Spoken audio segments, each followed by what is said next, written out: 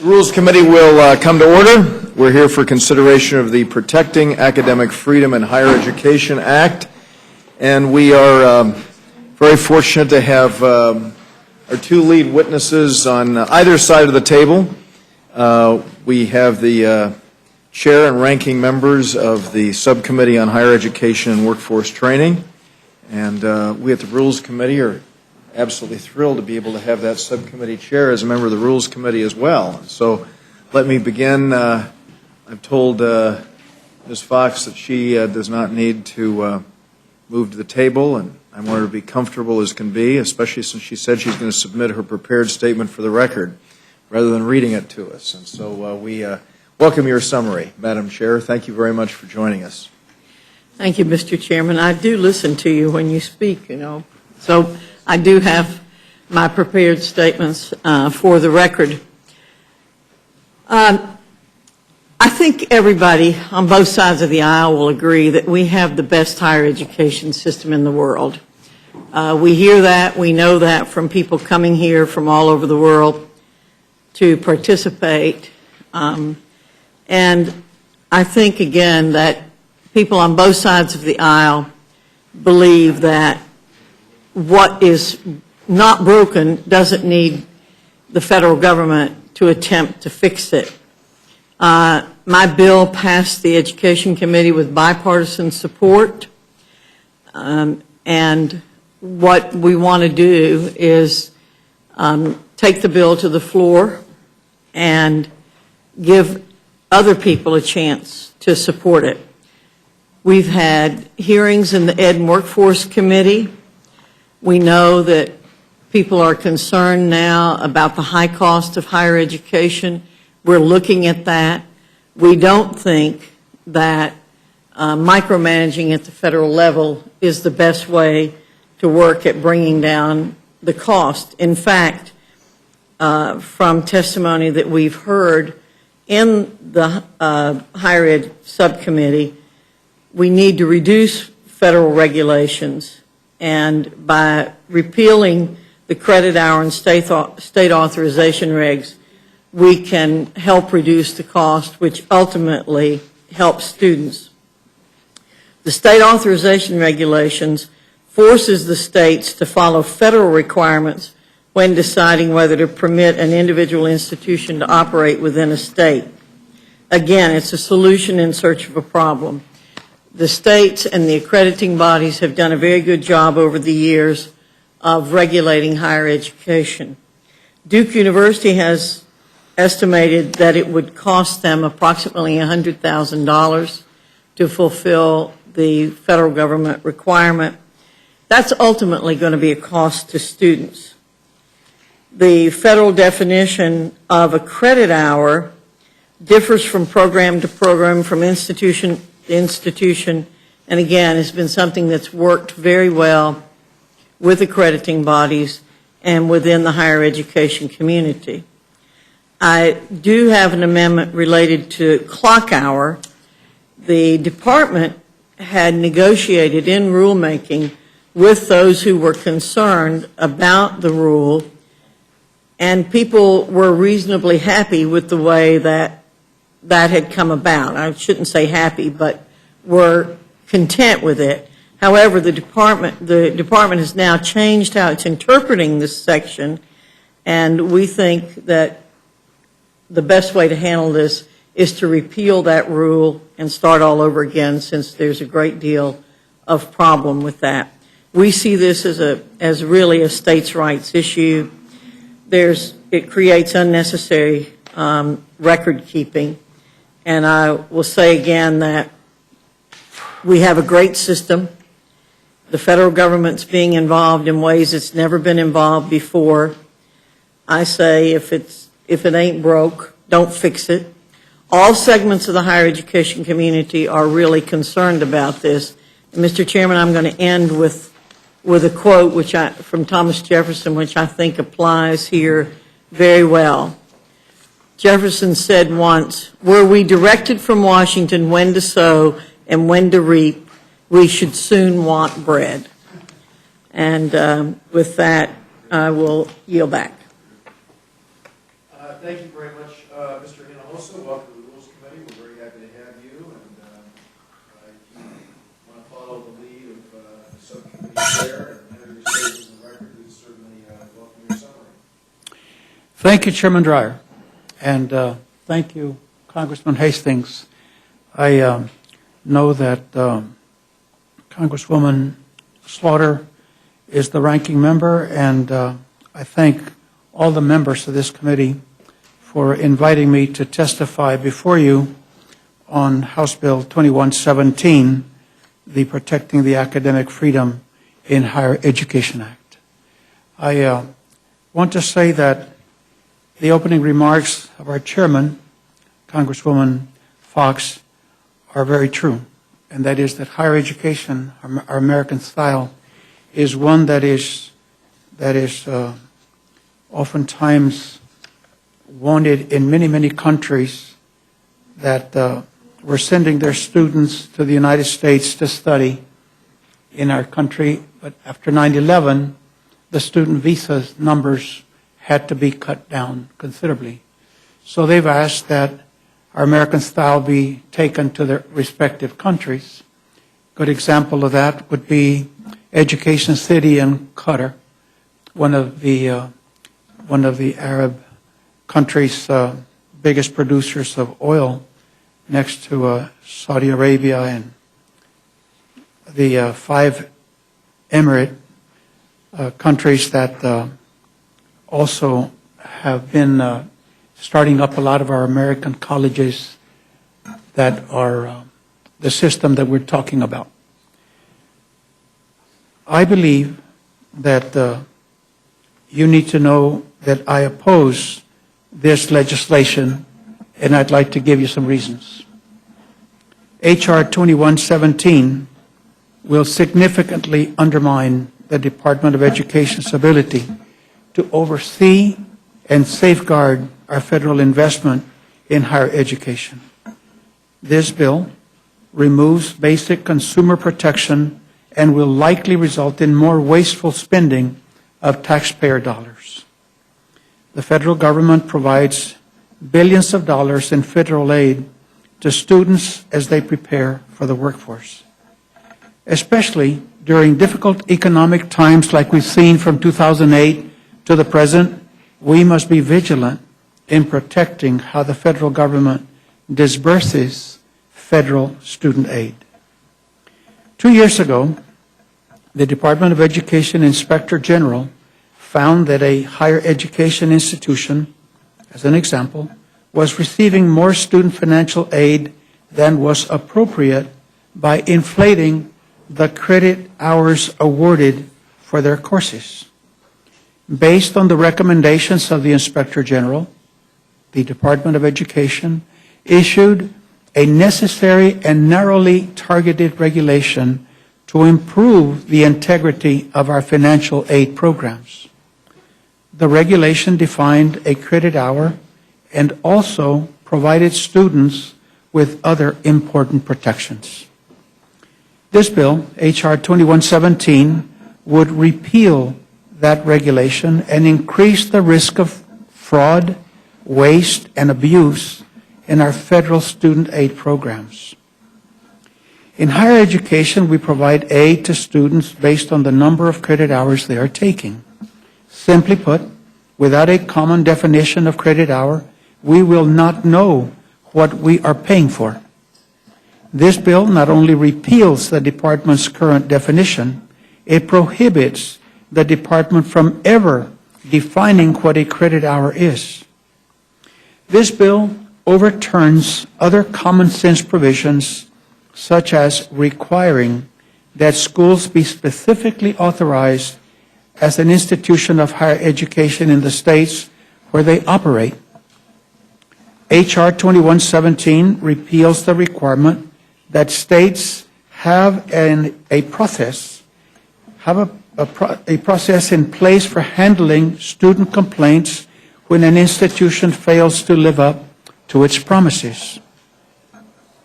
Repealing these basic protections strips the department of the tools it needs to ensure that taxpayers and students are getting what they pay for. Taxpayers and students deserve such accountability. And that's why I believe this legislation is misguided, and that's why I oppose it and ask for an open rule. There are members on both sides of the aisle who wish to speak to what's good and what's bad, and possibly that when we finish in the House, that there would be a bill that is actually going to allow more young men and women to be able to go to a community college or go to a university, whether it's a bachelor's, a master's, or a doctoral program. But let's stop and look and see what has happened in the last 6 years. By having regulations like we now have, we have been able to see a huge increase in the numbers that are attending institutions of higher education. We see that population grow because there are some things that happened that are helping your respective states, your respective congressional districts, and that is that the Pell Grant, in combination with a direct federal student college loan, makes it accessible and affordable. And if you take a look at the Pell Grant, which we're spending approximately $65 billion a year, reaches out to millions of students. But if you look where there was a big increase in the for-profit colleges, and you ask the Office of Management and Budget, ask them how much money of the Pell Grants went to the for-profit colleges, and you'll find out that it was 25%. How many students are being served with that money, and you'll find out that it's only 10%.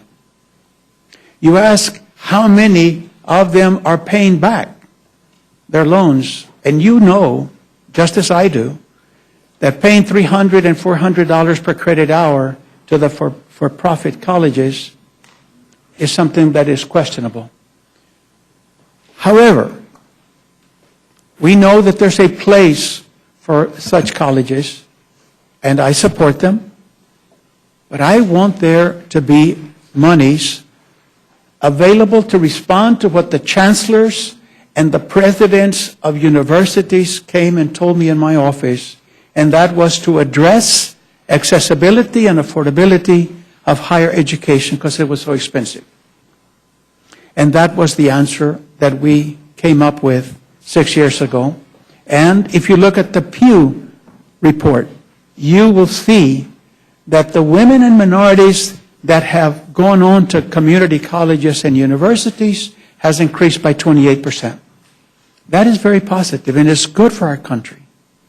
So, well, thank you very much, Mr. I would ask you that you please consider letting us have an open rule on this bill. Thank you very much. We greatly appreciate your being here, and I will say that I completely concur with you on the notion of our making sure we have an opportunity for a free-flowing debate. I think that there is a shared goal here. We obviously all want to ensure the best possible education. We want people to get on the cutting edge. The question is the role of the federal government, and I think that the legislation is designed to try and create a greater degree of flexibility. And I think that one of the things that I'm hoping is that this committee will make, we had amendments that were submitted to the committee, and I'm hoping that we'll be able to make in order all of the germane amendments that were submitted to the committee, so it'll give us a chance for a free-flowing debate, which is your goal. I know it wouldn't be a completely open rule, but I'm hoping that we will be able to make in order both the Democratic and Republican amendments that have been thoughtfully put together and are germane to the bill, and so that will help us on that. So I have no questions other than to congratulate you both on your work.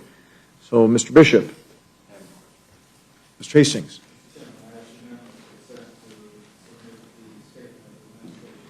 Without objection, the statement of administration policy will be included in the record. Thank you. Mr. Woodall. Thank you, Mr. Chairman. Mr. Hinojosa, I share your concerns about looking after federal tax dollars. And my understanding as a fellow who's not a member of your committee and a new member to Congress is that you're relying on states today to do that certification process, to weed out the good guys from the bad guys. And if states certify these institutions, if accrediting agencies certify these institutions, that deems them good enough for federal dollars. Do I understand that correctly? That's correct.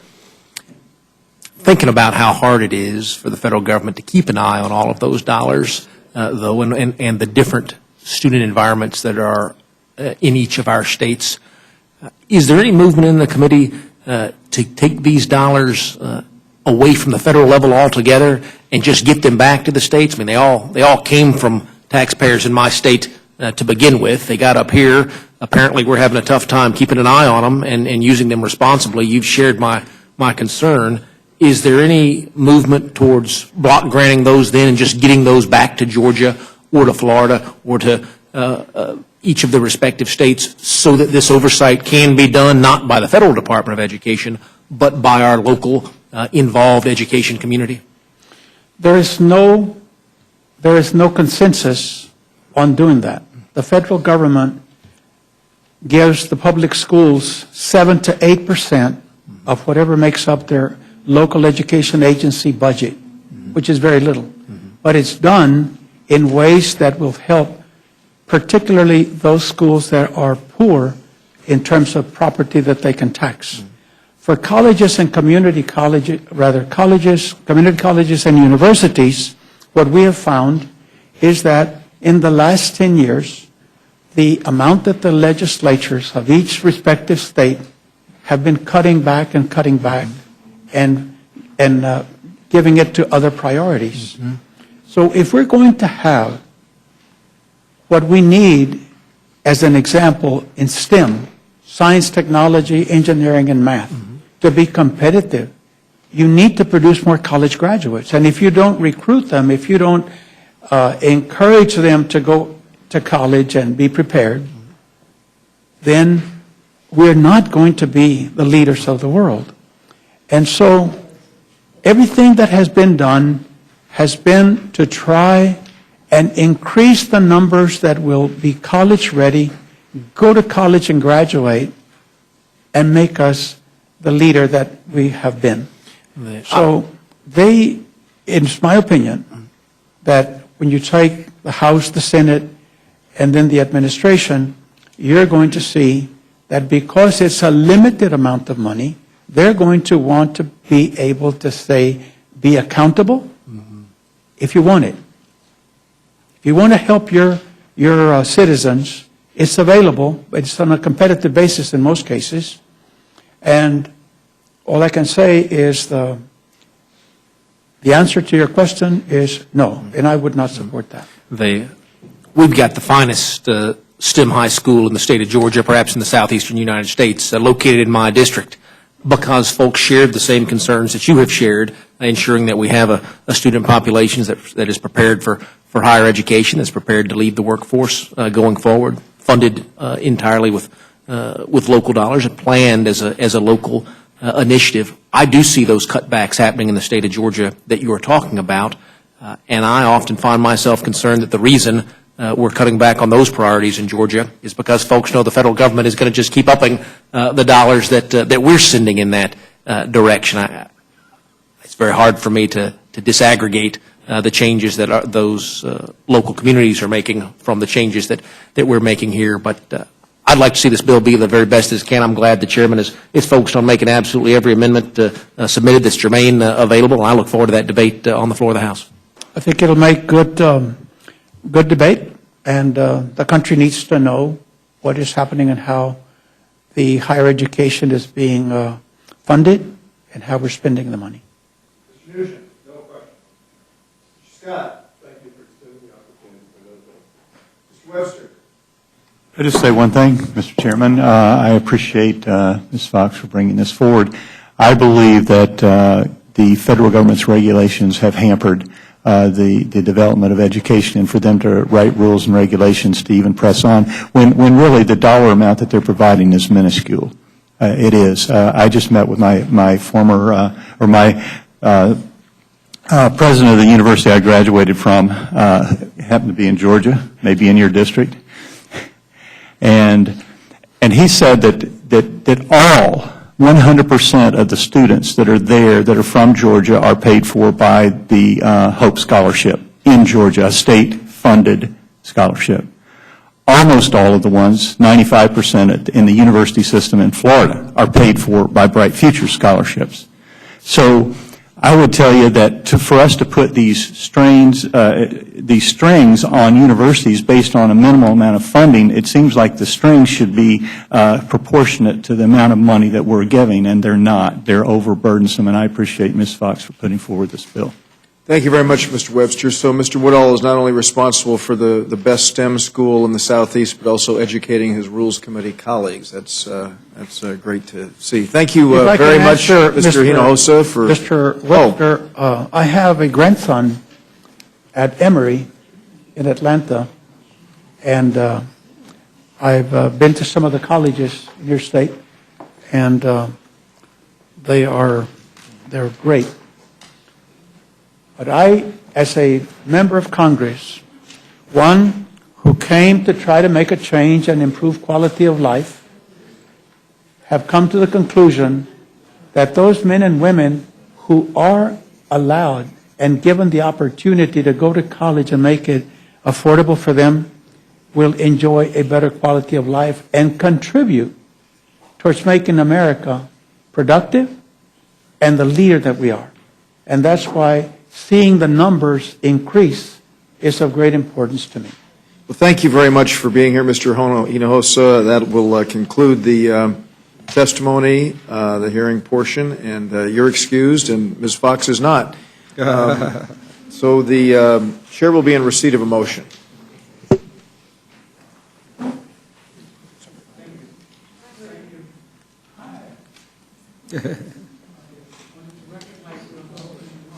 Go ahead. No, go ahead. Sure, go ahead. Sure.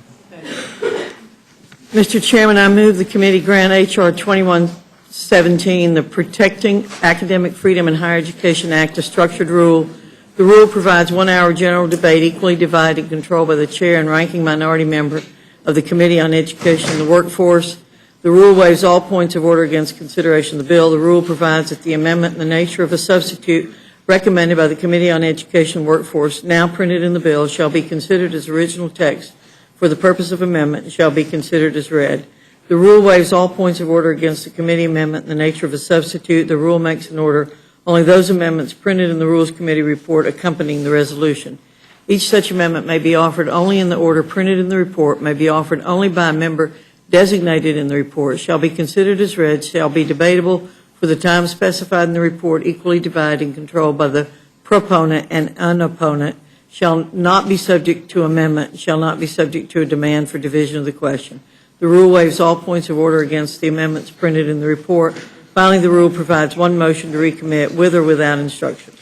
You've heard the motion of the gentlewoman. Let me just say, as I had stated earlier, that all of the germane amendments that have been submitted have made an order. It's a 4-to-1 Democratic to Republican ratio, and I think it'll provide an opportunity for a free-flowing debate. I'm happy to say there are 2 amendments made in order offered by our Rules Committee colleague, Mr. Polis, and so obviously Ms. Fox will be very busy, both managing the rule as well as the legislation itself, assuming the rule passes on the floor. So are there any amendments to the rule? Yes, Mr. Chairman. Mr. Hastings. Mr. Chairman, I have an amendment to the rule. I move the committee grant H.R. 2117 an open rule so that all members have the opportunity to offer amendments to the bill. Thank you very much for the motion. All those in favor will say aye. Aye. Opposed, no. Mr. Chairman, I ask Clerk, call the roll. for a vote. Mr. Sessions. Ms. Fox. Ms. Fox, no. Mr. Bishop. Mr. Bishop, no. Mr. Woodall. Mr. Woodall, no. Mr. Nugent. Mr. Nugent, no. Mr. Scott. Mr. Scott, no. Mr. Webster. Mr. Webster, no. Ms. Slaughter. Ms. Slaughter, aye. Mr. McGovern. Mr. Hastings. Aye. Mr. Hastings, aye. Mr. Polis. Mr. Chairman. No. Mr. Chairman, no. Clerk will report the total. 2 yeas, 7 nays. And the amendment is not agreed to. Are there further amendments? If not, the vote occurs on the motion of the gentlewoman from Grandfather Community. Those in favor will say aye. Those opposed, no. Sure the ayes have it. The ayes have it. The motion is agreed to. And Ms. Fox will be managing for the majority. And Mr. McGovern from the minority. Thank you all very much. We'll be meeting at 3 o'clock tomorrow afternoon on the California water bill, and we'll look forward to seeing all of you then. Did I preempt your question? Okay, thanks. Without objection, the committee stands adjourned.